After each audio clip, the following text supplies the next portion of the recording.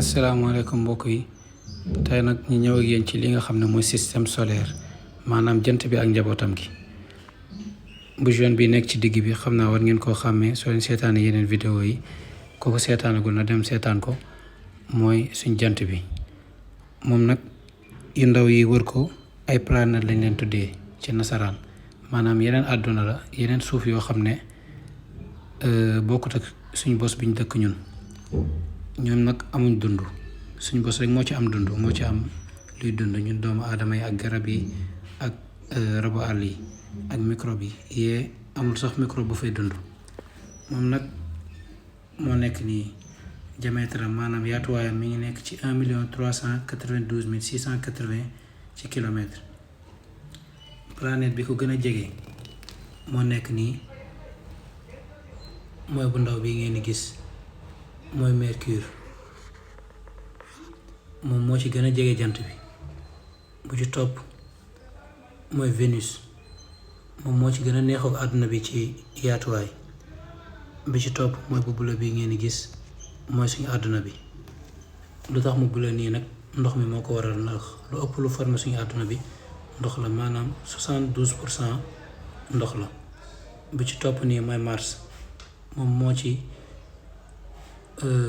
ëpp yaakaar ne war nañ faa mën a dem dund fa ñun doomu aadama loolu tubaab yi ñu ciy liggéey bi ci topp nii mooy Jupiter moom moo ci gën a ponkal bi ci toppaat mooy Saturne moo ci topp ci taay bi ci toppaat mooy Uranus bu ci topp mooy Neptune yii nii yëpp benn bu ci nekk dañ ci ñëwaat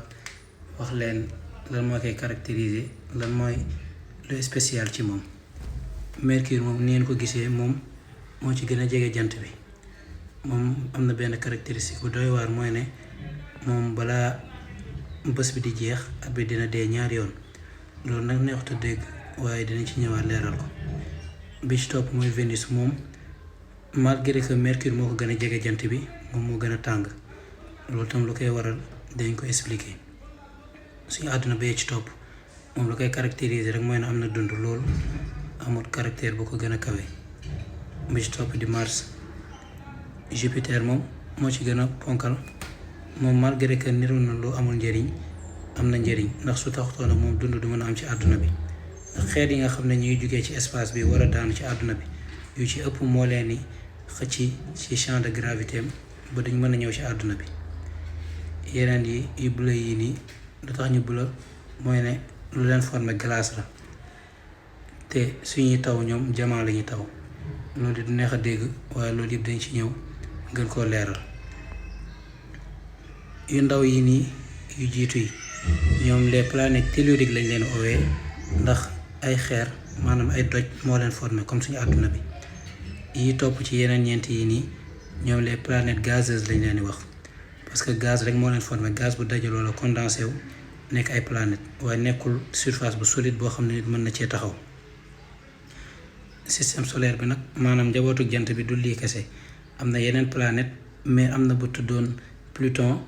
mais moom dafa ndaw ñi génnee ko ci planète yi boole ko ci luñ naan planète nen am na yeneen planète nen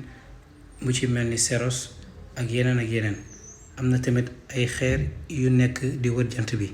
lu ci mel ni diggante Mars ak Jupiter diggante bii nii am na benn ceinture d'astéroïdes bu fa nekk xam ne ay xeer rek la am na beneen